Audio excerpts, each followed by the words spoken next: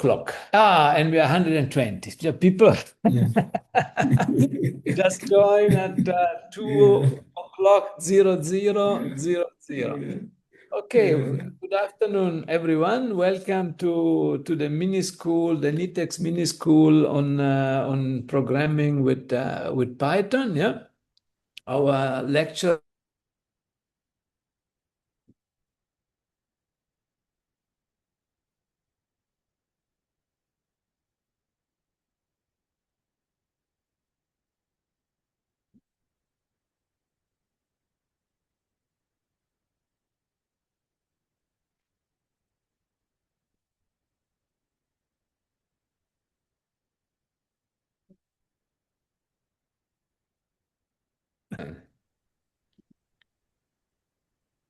Yeah, Yes, you're back. I was frozen for a second. I just said welcome, and you're welcome to start your presentation. Thank you very much. All right. Okay. Thank you. All right. Welcome everyone to the final session. Actually, this is our fourth session, and it's the final session. So for this session, we would play with functions, how to develop your own or write your own functions or user-defined functions. And at the same time, we'll look at two mini projects. I will turn off my video so that it will reduce the bandwidth constraint and for others to also follow as well.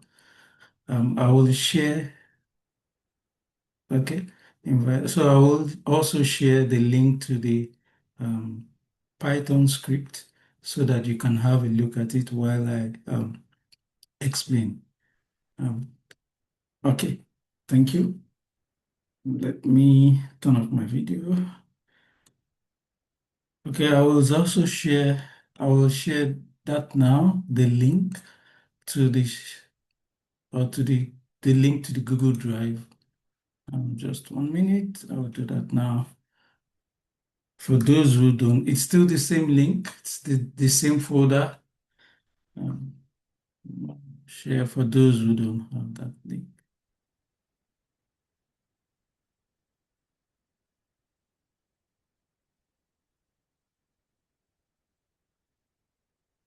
All right, Mabidi raise their hands. You can ask your question or you can type it in and then I can then answer your question. All right. I will wait for 2 minutes or 5 minutes thereabout to be sure that we all have the script for today. It's session 4 script. If you have loaded the script, you can just give it thumbs up and then I can then proceed.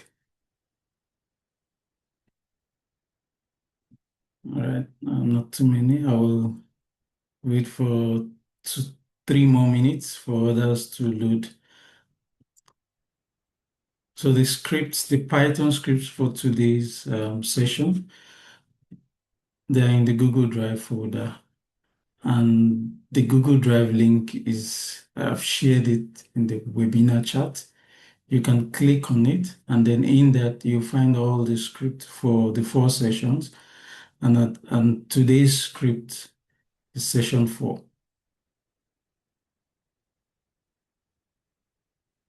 Please send the link again. Okay, I'll send the link just now.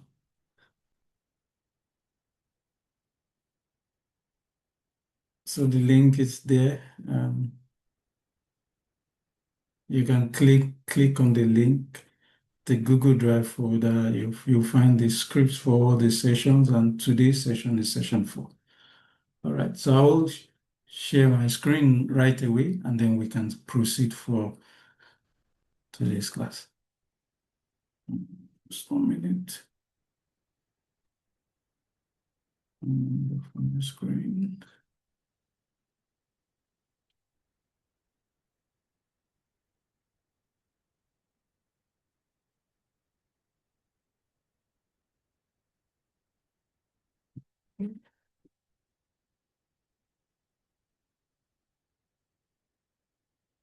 If you have loaded the script, can you give it thumbs up?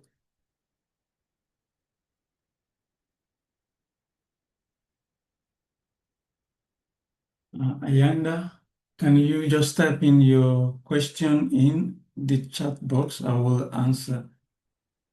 It says no preview. If you can see my screen, can you give a thumbs up? It's where you find the Google Colab, Mini School, NITheCS Programming Basic, and Session 4.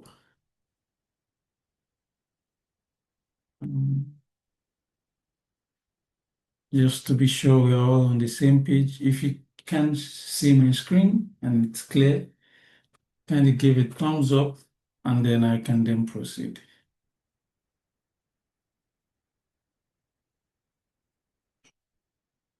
All right, I believe we all can see my screen. Thank you. So in our last class, we looked at iterations, and I'll just quickly give a rundown of the three previous sessions. So the first session, we looked at the basics, programming basics. We look at the different types of data types. And then we also looked at arrays, in the second session, we looked at how to create arrays. We looked at how to use the linked space and the A range. And then in our last session, we also, sorry, in that second session, we also looked at conditionals as well. And last week we looked at iterations, for loops, and the likes, while loop, and the likes. And so for today's class, we'll be playing with functions, user-defined functions. But what are functions?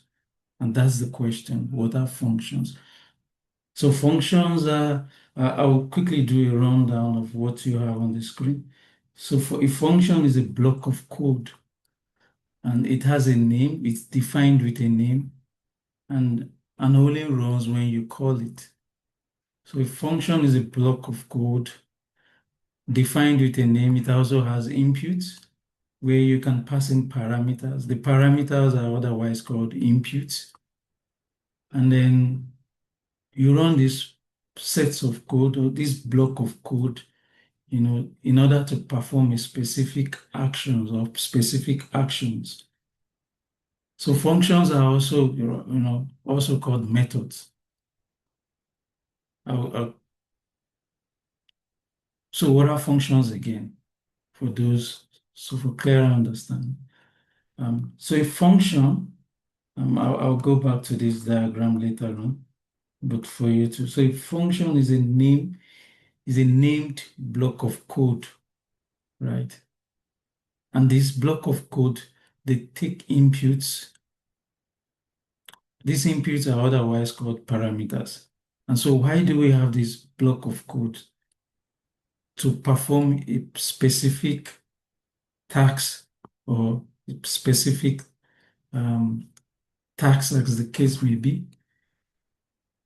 And then they give us optionally to return a result, right? An output. So a function it's a defined set of code. It has a name. It has inputs, or otherwise called parameters. And all of that is to carry out a specific task. And at the end of, carrying out that specific task, it gives you a result. There are different types of functions. There are different types of function in Python. There are inbuilt functions. I'll play with inbuilt. I'll show you we've played with inbuilt functions before now, but I will show you examples. There are inbuilt functions. These inbuilt functions, they come with the programming language called Python. For instance, print is an inbuilt function. We also do have other functions such as user-defined functions. And those types of functions are the ones that we would look at today. And these user-defined functions are created by the users, that by the programmers, right, in order to carry out specific functionalities or activities or tasks.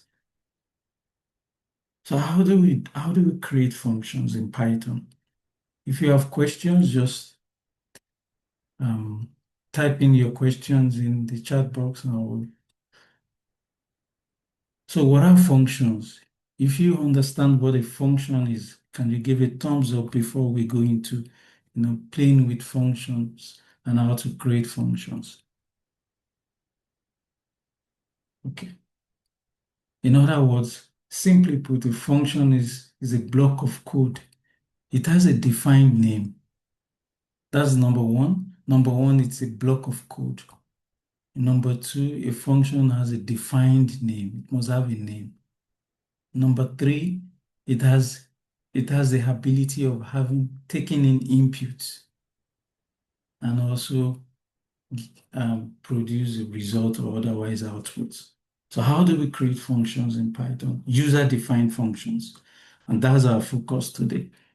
To create a user-defined function, we use the keyword def, just as what you have on the screen, def, D-E-F. What it stands for is a user-defined function. So when you want to create a function, you must start with DEF, def, meaning user-defined function. And then you enter in the name of your function. In the example on the screen here, the name of the function is add, A-D-D, add. And then we have our brackets. The brackets have to take in the input. And just like we have like I've showed you in the previous sessions, when you have conditions and if-else statement, you must have a column here to show that this is the end of the statement. And then the function must carry out a specific task. And that has to do with the block of code, right? And then it has an output. For the output, you have a return. This return here is to give us the output. And this shows an example to that. I'll do a brief recap of this again. To create a function in Python, we use the keyword def, D-E-F, which stands for user-defined function. The next thing, we enter in the name just beside it. After a spacebar, we enter in the name of our function. And then we have a brackets, the brackets taking the inputs into this function. Recall that I said the function is a block of code. Now, in this instance, the block of code will then carry out the specific task that we want the function to do. And then with a function has an output, it has the capability of giving us an output. And that is done by the return keyword. To have our output, the keyword here is return. Someone say, please can I get the link to the access to the phone note? I'll type that in now. You'll find all that in the Google Drive. Now let's create a function. But I'll just show you what I mean by all of what I've just said again. The keyword here, def, to create a function. In this instance, add is our function name, right? Add is our function name. You can use whatever suits you. And that has to sometimes, the best practices is to relate that to the functionalities or the tasks you want to carry out with that particular function. And then you have the input. In this case, X, Y, our input. Note that the inputs are separated by a comma. In this instance, we have two inputs, the variable X and the variable Y. And the column here ends the function definition. And then we have our return, we have a block of code, z equals to x plus y for this particular function. And then we return our output. So why do we need all of this? Why do we need a function? So why the need for a function? So functions are useful for, they help us to reuse codes. So rather than typing it the same code lines or lines of code repeating often and often, we can use a function to do that, so that we can reuse that sets of code later on many times. It also helps us to organize our code. It keeps our code organized. And also to make it easier for reading and to reduce mistakes. Now, how do functions help us to reduce mistakes? You can keep track of a specific task with your function, and then you can test that function and see if there are errors or there is a particular error within that function. You can go through the lines of code line after line to test, each of the line to ensure that there are no errors. Now, um, having said that, I will start with examples, and before we then move on to our mini project. We have two mini projects for today's session. And someone is asking the same question. Can we please have the link to the script of all the sessions, of all the 4 sessions together? Thanks. All the scripts are in the Google Drive, but I can as well compile that into a single script and send that to you. That will be done tomorrow, but you will find that particular script in the Google Drive. Now let's go back to our classwork. Let's define a simple function. Before we go into examples, and this shows you the syntax, basic syntax of creating a function. The first keyword here is the def, and then followed by the username, and then the brackets, and you have a column. In this instance, there are no inputs here. That's why it's between the bracket is empty. There are no variables or no numbers or text or strings within this bracket, right? And that indicates that there are no inputs here. Now the block of code immediately lies after defining our function name and the likes with respect to the input. So let's play with one. This is the first example. It's a basic syntax. And what I've done here so far is for it to use another function called an inbuilt Python function called print. So whenever we run this particular set of this function, it will print hello. But the first thing to do is to ensure that you load your function into the Python environment. Before calling it, there are 2 steps. You load your function, and then the second thing is to then reuse or make use of that function. The first thing I'll do here right now is to load in my function. I'll click on def, and now this function name is called function_name, has been loaded into the environment. For me to call or to make use of this function, all I need to do is to type the function name. And in this example, the function name is function_name, and the brackets. Recalling when we typed in this function, there are no inputs. So the Python,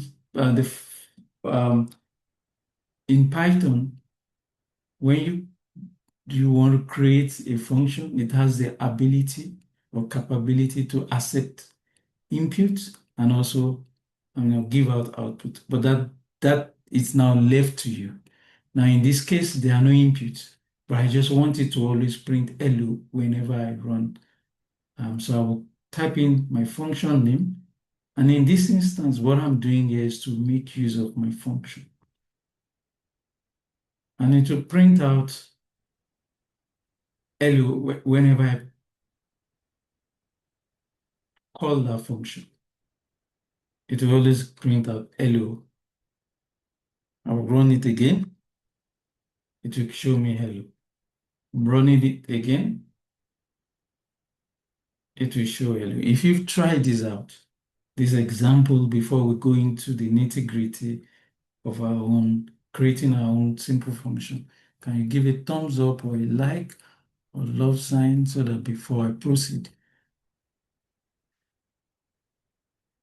And if you have challenges, kindly type that in the webinar chat. I will address your question. But okay, someone is asking, is it not that hello should be in the brackets instead? Now you can do that. We will get to that. So the question is, someone asked, why isn't that the hello isn't in that bracket? Now I just don't want, I just want to show you, we'll get to that, but I want to show you that it is not a must that you must have inputs within for a function. But the best practice is that you have input. Now let's move on to a simple function. And it's just similar to what we created earlier on, but I want to show you something quite different. Now in this example, the function name is greet. Yours can be anything. You can modify it to whatever you want. But we just want to say hello. But note that these are strings, right? So I wanted to always print out hello, welcome to Python. And that's why I have print. Print is an inbuilt function in Python. And within that stuff, I wanted to print out the string hello, welcome to Python. The first thing I said is that you must load your function. I will load this function now, which I've just done. That's been loaded. That function has been loaded. And the next thing to do is to then run that, to run this or to make use of this function. And how do you do that? It's just to type in the function name. Our function here is greet. And that's why I have greet here. And what it does, the essence of this is to print hello, welcome to Python. So when I run this every now and then, it will always show me hello, welcome to Python. Hello, welcome to Python. Now, if you've been able to try out this example, can you give a thumbs up before I answer there's a question in the chat box. What is the difference between print and return? I will show you all of this in the next example. You'll see the difference between the print and return keywords. So the return, like I said, is just to give you an output. This output is not necessarily, doesn't have to be displayed on the screen or in your code, but the output will be there. It will generate that output. But the print is just for us to visualize. But you will see, let's see as we go. Okay, let's start with the first one, this example with inputs parameter. Now we are moving a step further. We now have inputs, right? So let's create a function called greet_name. Greet_name, that's the name of this function. We recall that for us to create a function, you must use the keyword def, DEF. And then our function name here is greet_name. Now my input is a variable called name. Is a variable called name. And I want name could be anything. And I'll show you, I'll play with examples and then you will see. But the point here is I want in this line of code here, it's just that I want it to print hello, which is like every now and then, but also take into consideration the variable name. So for instance, if the variable name holds a value called, or a name, someone's name called Sunday, when we run this, it will print hello and then print out what is in that variable called, what that variable name holds. And name in this example, which is just the one I described now, holds the name variable value called Sunday. Let's run this function and then try it out. For you to try it out, to make use of that function, you type in the function name, which is greet_name. And now my name, this input is just a string called Sunday. Now someone says, is greet inbuilt or user defined? Now, yeah, thank you for that question. Greet is user built. That's why we use the keyword DEF. Def stands for it's meant for user built in functions. Now let's try Sunday. Okay, I'll change this. If you have tried out Sunday, this particular function, give a thumbs up, and before I modify this.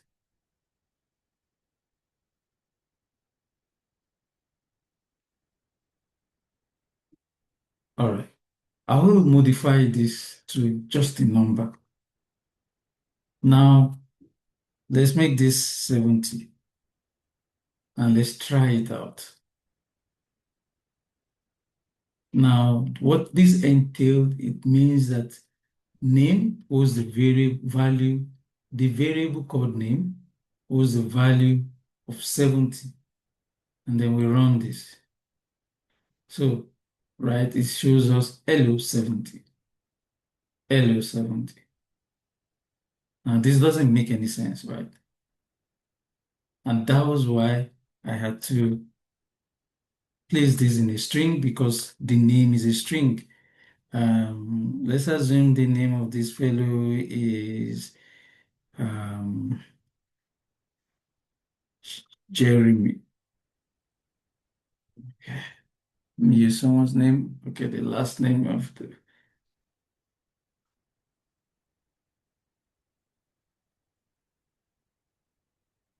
Okay, and let's run this again. Hello, Catilego. Let's play with the name Florence and see what it looks like. Now we have hello, Florence. Okay, you feel good with this. Before we have a deep dive into functions, can you give a thumbs up before we go to the next? All right, thank you. Now let's begin to carry out like operations within our functions. And this also will speak to the question that was asked before: what is the difference between print and return? Now let's create a function that adds two numbers together. So that means you must have two inputs. If our function is to add two numbers, definitely we need two inputs.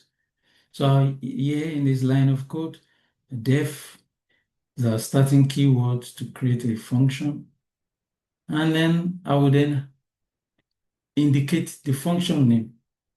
Now, because this function is to add two numbers, the best practice is to use a name that is, synonymous or, that would indicate what the functionality or the specific task that function carries out, right? So in this case, it's add underscore numbers. Yours might be something different, might be any.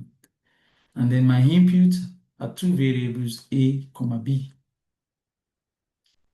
And then I want to return the output A plus B. What this means is to add A plus B together. I'll show you later on how to do this, even not another way of doing this. So let's run this. Let's run our function. So if we run this,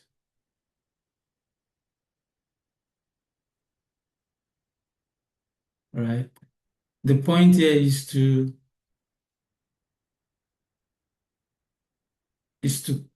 make use of that function, add underscore numbers.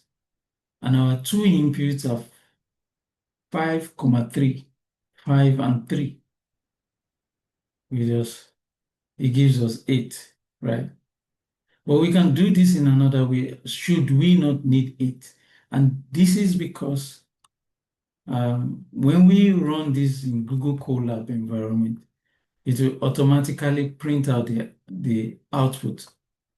But in other programming languages, right, it will definitely give you this answer 8. It will give you 8, but it won't print it out.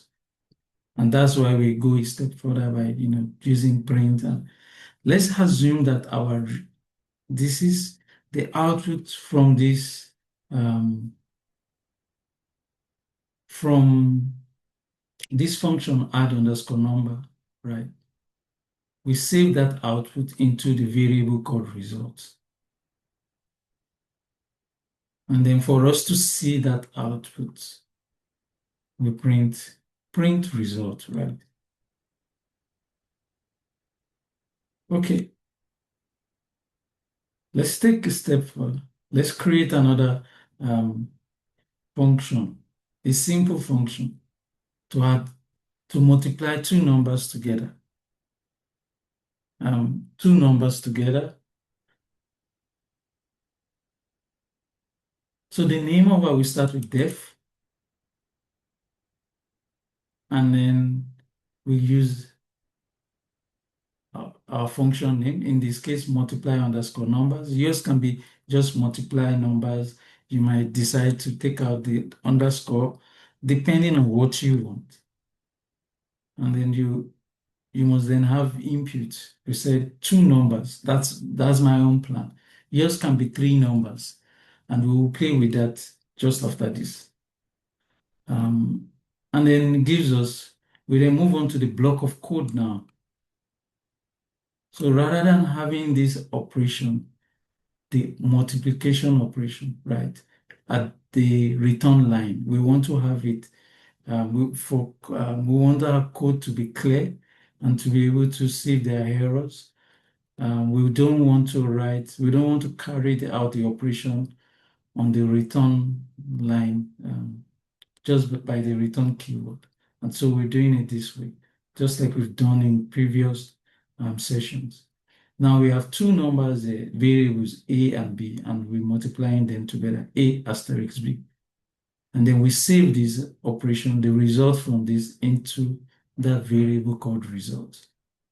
Now result is our output in this instance. So result will then be beside the return keyword. Recall that I said return is to show our output. And that's why this variable called result is by the return keyword. Let's load this. And then we can rewrite this in this way. Let me just run this. It will give you 12. Now you might decide not to have the print output beside it. You might just let me just 1 minute.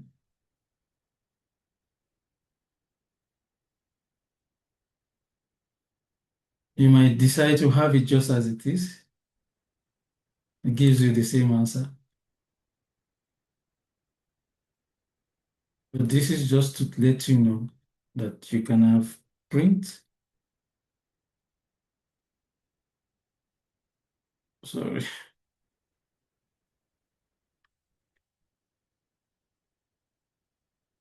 My keyboard.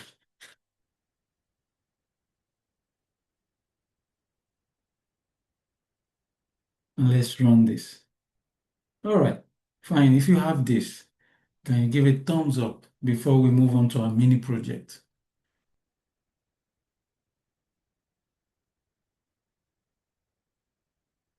Okay. And before we move on to the mini project, how want you to modify this particular um, function to accommodate three numbers, to multiply three numbers together. So it could be A, B, C, but I want you to modify it in your own code.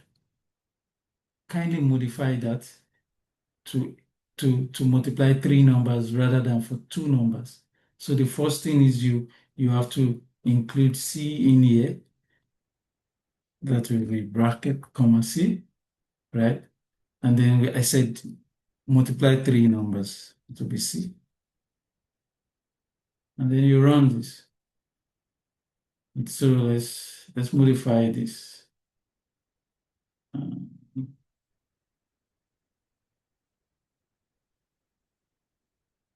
if you have 60, if you've tried this out, you multiply 3, multiply by 3, 4, and 5 together, and you have a 60, give it thumbs up.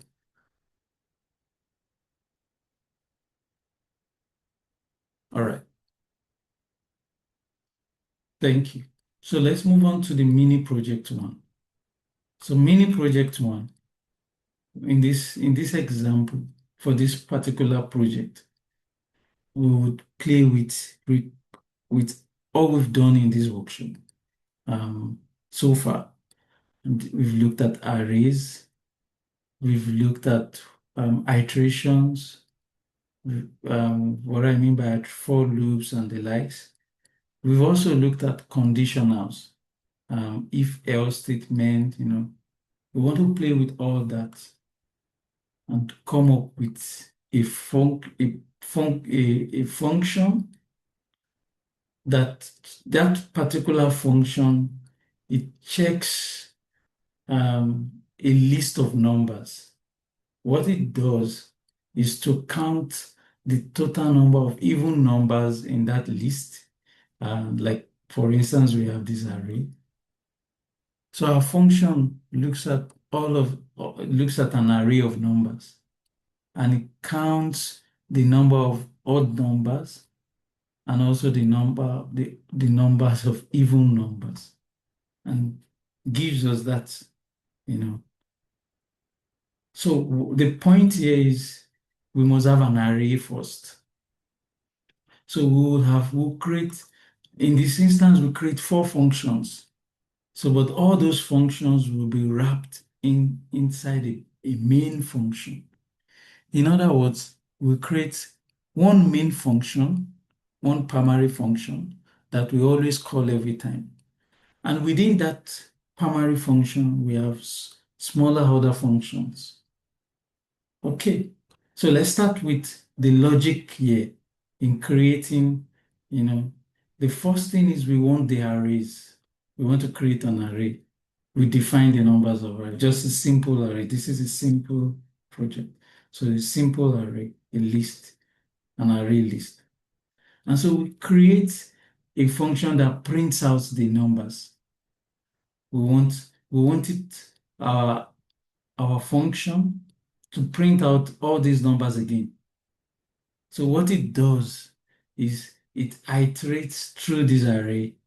So we start with this first function. The first function here is it shows us the numbers. We want to print out the numbers. And how do we do that? We use a simple for loop to do that. So what the for loop does is we create an index in this instance, sorry. In this instance, our index is num. we can change this to high or J or K or whatever. Doesn't matter. But I've decided to use NUM. And then in numbers. And remember that our numbers here is the array. So what it does, it looks at, it starts from 0, it looks at 0, oh, what's in 0? And then, oh, it's 3. It prints out 3, it moves to the next number, it prints out 8, prints out 5, and the likes. So if we've been able to do that, the next thing is to check if the number, that particular number, is an even number or an odd number. The logic here is simple. The logic is that if it is an even number and you divide by 2, it should always give you a 0, right? And if it is otherwise, if it gives you 1 or any other number, then you know that that is not an even number.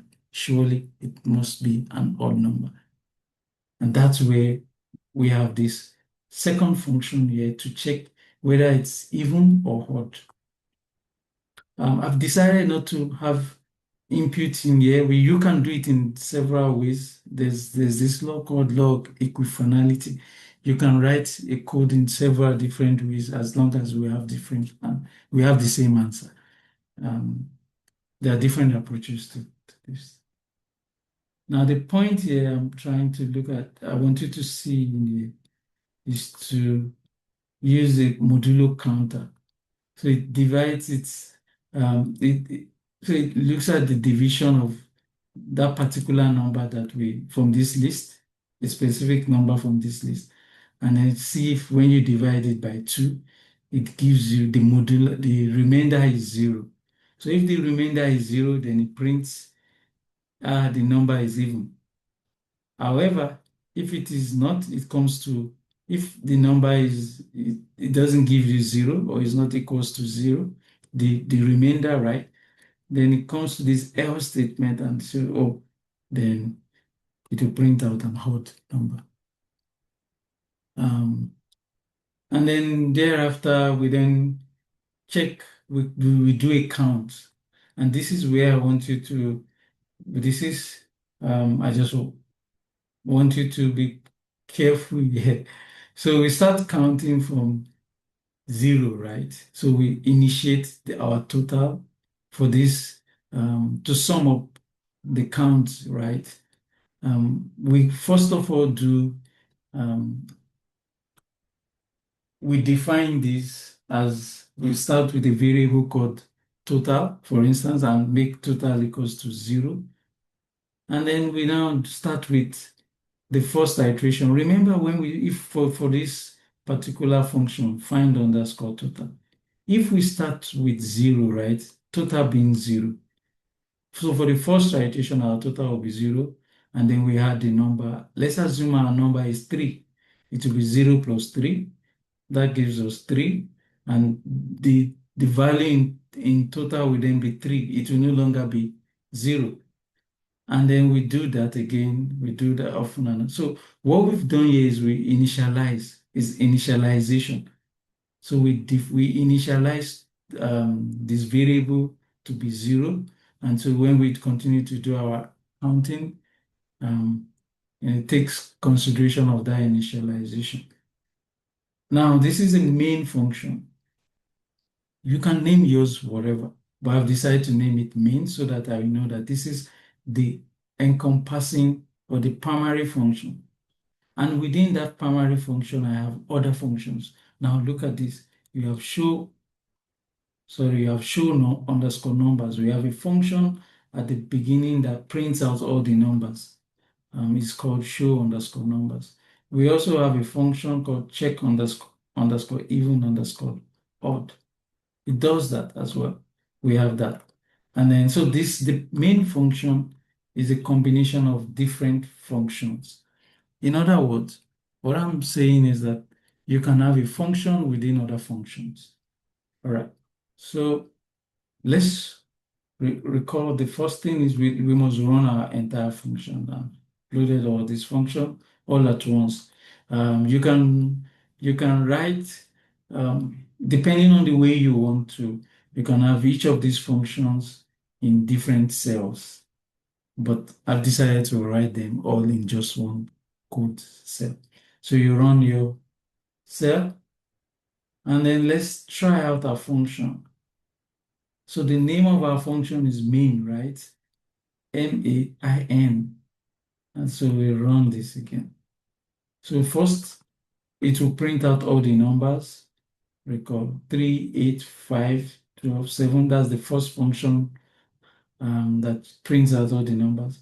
And then the second function within this main primary is to then decide if it's an even number or an if odd number. And then the third is to sum up all of these numbers together. It will sum 3 plus 8 plus 5 plus 7 plus. If you've tried this out and you can you give a thumbs up before, if you have tried this out and it works for you, you have 35. So I have seen n total. What does it mean? Okay, okay, I will explain that now. Someone just asked, there are two questions here. Okay, three questions.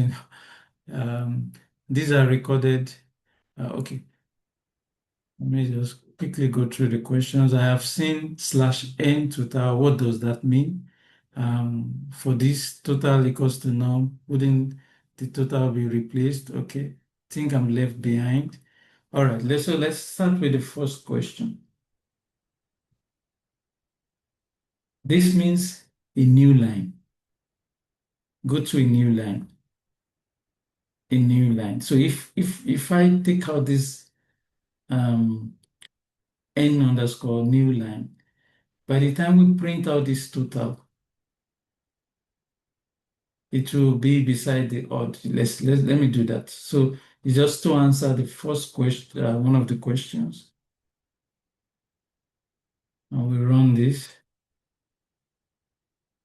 Should give us 30. Right.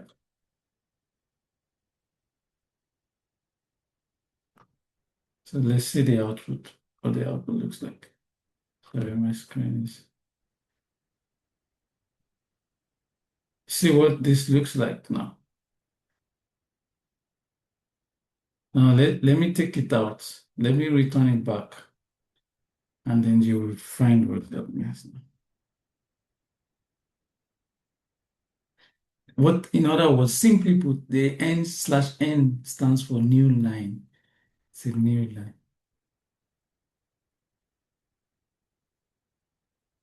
You can see that brings it down. There's a quite difference. It creates another line, an empty line, and then you then have your total.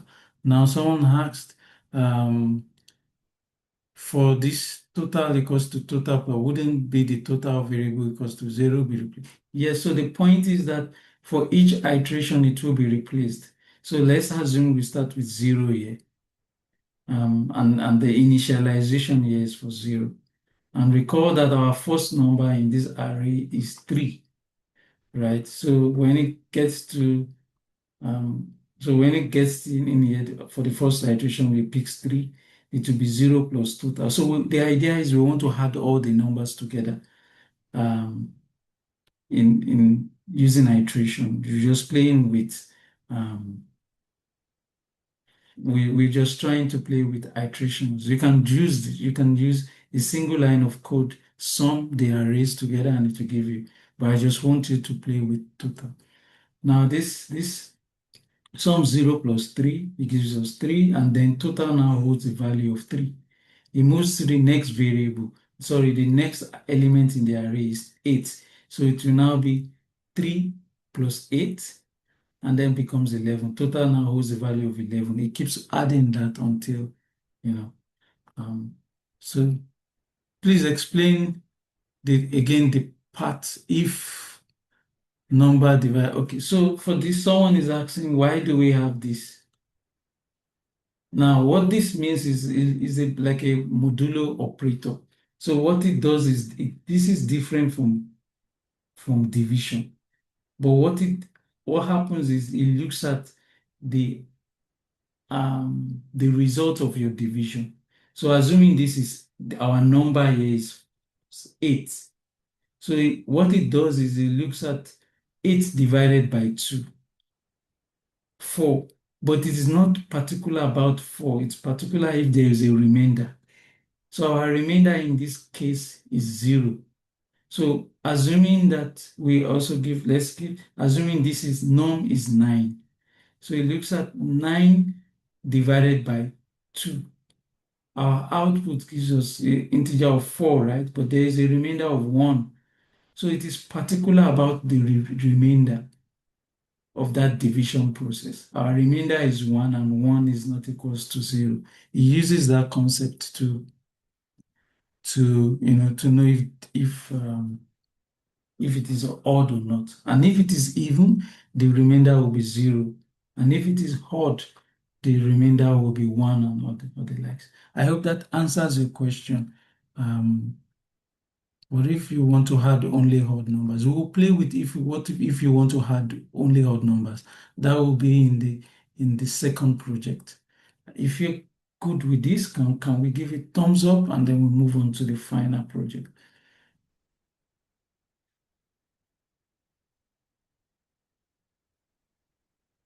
All right, thank you. So also for this mini project two. So for mini project two is a build up on mini project one. But in this instance, we would, although we didn't look at visualization for this mini school, but I've introduced a bit of visualization. Now the point here is to add, we have a list of numbers, and then we want to, I'll just let me delete this a bit so that we can follow through. Makes it easier, then we'll put it later. Now we want to add, okay, so we have a list, we have an array, a list of numbers. We want to count the total number of odd numbers in that array. We also want to count the total number of even numbers. Now we are not adding all the numbers together. We are just building a counter. If it's an odd number, we want to count all the list of odd numbers within this and all the list of even numbers within. So this builds on the same concept, right? The first thing is we want to determine if it's an odd number or even number. So we want to create, so we want to first create a function that determines is it even an even number or an odd number, right? And then we use this, we create an array called count underscore even underscore odd. It looks and our input here is the array, right? We want to define the norms, right? Just my mouse is okay. So we start with the same concept that I explained just a few minutes ago. So if it is an even number, we want to add it up, right? And we want to increase the counter. But the first thing is we must carry out an initialization. We carry out an initialization for even counts and odd counts. Even counts being 0, we initialize at 0 and 1. It is not necessary that you must initialize with 0. Your initialization starts with 0. It depends on what you want to do. But for our own counting, we want to start at ground 0, right? So we ensure that if it's an even number, then we had a 1 to it, a counter of 1, right? You count from 1, 2, 3, 4. So we had +1 to, for the counting. And then at the end of the day, it returns the total number of even numbers and the total number of odd numbers. And that's what the even underscore count and odd underscore count. Recall that just in the mini example that we played with, I showed you to also print out all the numbers, right? So we created a function called show underscore numbers just to print out that list of numbers. And then the last thing we want to do is to create a plot, a simple bar plot to show us the total number of odd and the total number of even. to do that, we have this function called draw_chart. That's what we defined. We defined this function draw_chart. The inputs here are the number of even and the numbers of odd that we've counted earlier on.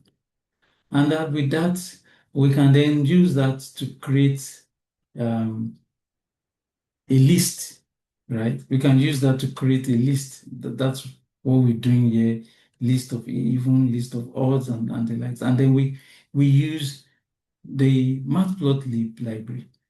The matplotlib library here is plot. It's denoted with PLT. If you can scroll up to at the top of your own the first cell or second cell there, about you will find where we defined our libraries. We defined two libraries, the numerical Python library and then the matplotlib library. And it is the matplotlib library is imported as PLT, right?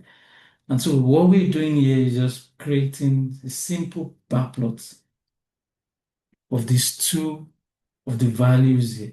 I won't speak too much. Let's run this and so that we get a feel of what. Now the entire main function is main_plg. It has all the other functions within. And then let's run it. I've changed it a bit now. Now we have the list of numbers. It has counted the total number of odd numbers and even, and then be able to plot that.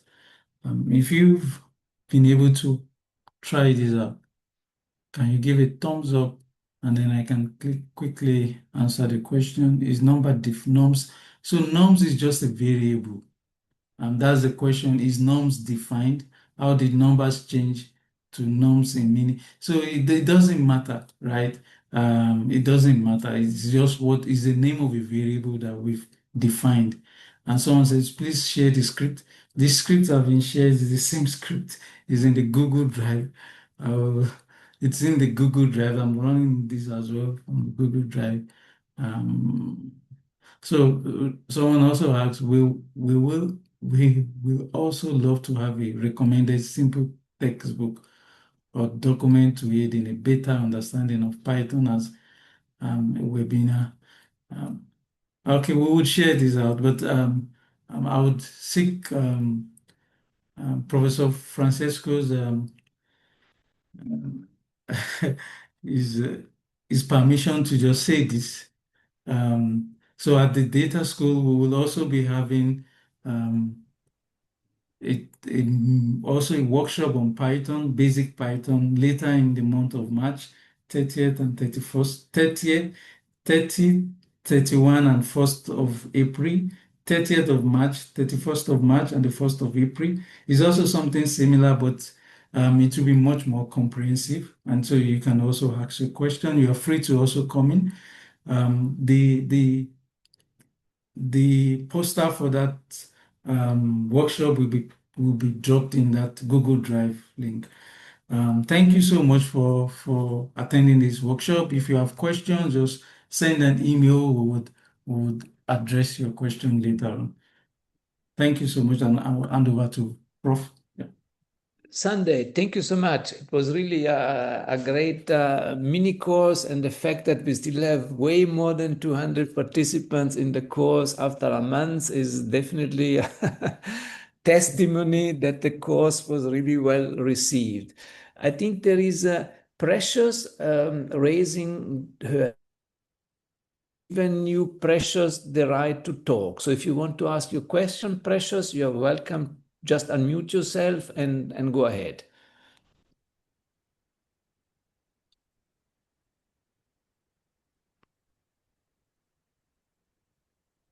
Precious, are you there? Okay, let's give then Menzi a chance to ask the question. Menzi, just unmute yourself and ask your question, please. Thank you so much, Professor.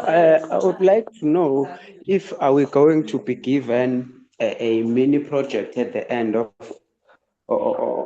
the lecture, which will maybe earn us a certificate of completion or of participation, because we are dealing with coding and robotics, some of us coding and robotics in our schools. So we would like to show those certificates to our principals as a proof that we are developing ourselves further. Thank you. Okay. That's an interesting one. I don't know, Sunday, any suggestion? Yeah, so I can drop a script with respect to a mini project, and then they can solve, also send their results. But I'll also drop the results, a script for the result, maybe after 2 weeks. But I would share scripts with them, asking a particular with respect to mini project, and then later on I will share the script, the solution script after 2 weeks. Yep. Okay. But then we will have to set up a system like a Google form or something, because otherwise, if you have 250 people ask for a certificate, we'll be in Too trouble. much. Then let's do the following Sunday. You think Yeah. we can? We have all the email addresses of the participants through the registration. Yeah, we will email maybe, let's say, tomorrow everybody a little project. Yeah, and with a link to where you can upload the proof that you have done it, and then we can issue a certificate. Yeah. All right. Okay. What I'll about chat that? with Yeah. Renee about that. Yeah. I'll chat Yeah. with Renee Perfect. and follow up with her on it. All right. Let's do that. Let's do that. Excellent. All Now, right. I hope you understand that we need to put an automatic system in place. Otherwise, Yes. it Yes. will It be becomes too. a little bit too complicated. Yeah. Yeah. Okay. Maybe Yeah. Sunday, maybe tomorrow we can have a coffee and we, We have chat about that as well. yeah, Okay. and we make a plan. Yeah. All right. Excellent. Thank you. I don't know. Precious hand is still up. Precious, would you like to ask your question now? Okay, maybe there is a problem with the microphone or something. Okay, Precious, if you still have a question, you're welcome to email us, and we will try to reply. Otherwise, Sunday, thank you very much again for the great course. Yeah. And Thank you so much. we know now that there is really a market for Python courses, and maybe we start planning a more advanced course in the future. Yeah, excellent. Thank you very much, Sunday. Thank you very much to all the participants, and please keep advertising the NITheCS events and keep participating. Yeah, thank you very much. All the best. Have a good afternoon. Thank you. Thank you very much. Bye-bye.